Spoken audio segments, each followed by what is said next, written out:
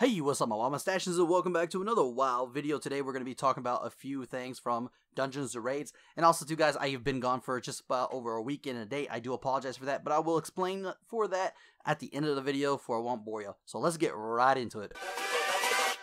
Hold up.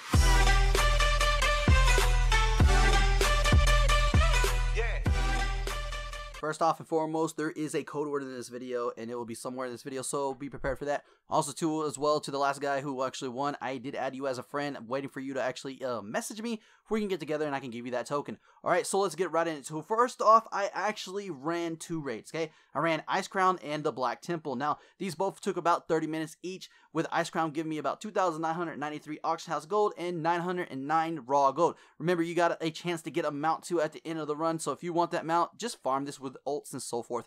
Any ult can do it right now. Now, the Black Temple did give me about 8,334 auction house gold and 320 raw gold. Now, that makes Black Temple the winner of this little section. If you don't know what I'm doing, I'm actually doing a versus series.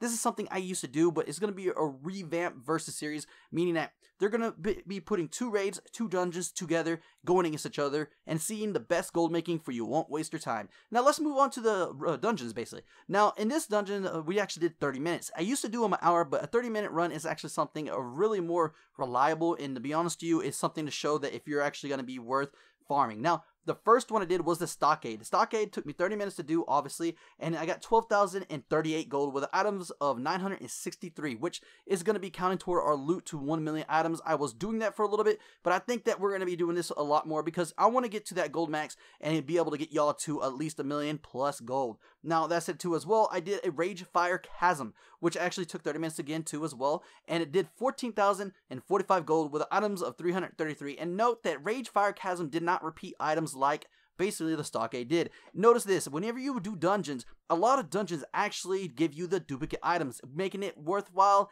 and not worthwhile. Okay, first off, if you get that great piece that goes for 3,000, let's say 3,000 gold, but yet you get it again, is it really worth 3,000? I have to say no, because first off, it's that easy to get. Second off, there are probably people doing this raid or this dungeon, whatever you're doing, just as you are doing. So think about that when you're actually farming these. So that said, the winner is Rage Fire Chasm, and I'm going to keep a list that actually won, and we're actually going to keep doing this until we get the best winner of the dungeons. Now, you could go ahead and say, oh, well, Heimel's the best one, I'm just going to do Heimel, and that's cool, guys, because I did videos on it and so forth, but this gives you an option to do other things that a lot of people won't do. Now, that's it, guys. Let's get on to the next segment of this video. If you haven't stayed this long, you're going to be learning that the code word is coming up, so that's it, guys. Let's get right into it. All right, mustaches, so we are back, and if you made it this far, nerd is the code word. Now, that's it, guys. Let's get right into this. So, first off, I've been gone for a week and one day, and you notice that I did that the week before. There's a reason why. First off, all the places are getting nerfed, okay? And I'm trying to figure out what can I do to make my subs happy and be able to farm stuff that, you know, is legitly farmable.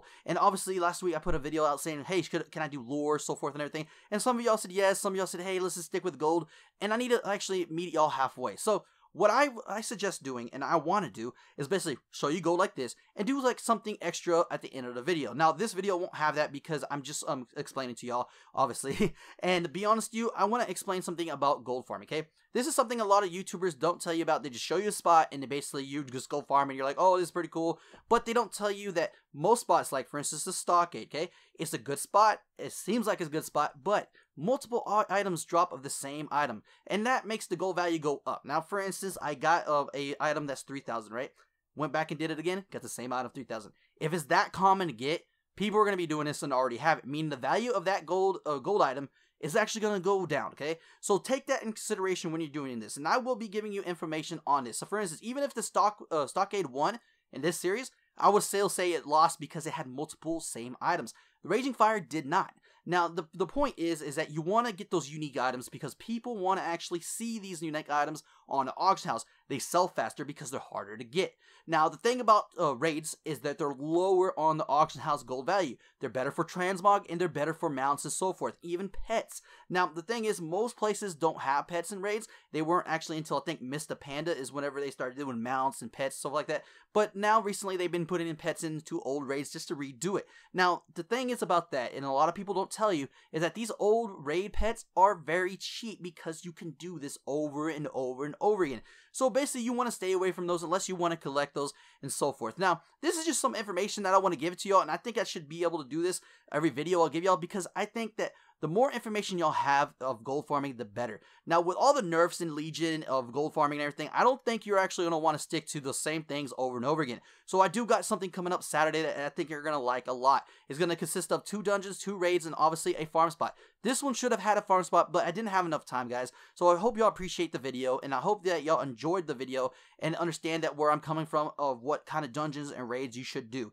Now, in this video, I showed you 4 places. Let me know in the comment section if you want me to show you different places. I will take into consideration your choices and so forth. Now, that's it, guys. Until next time, as always, stay stashy.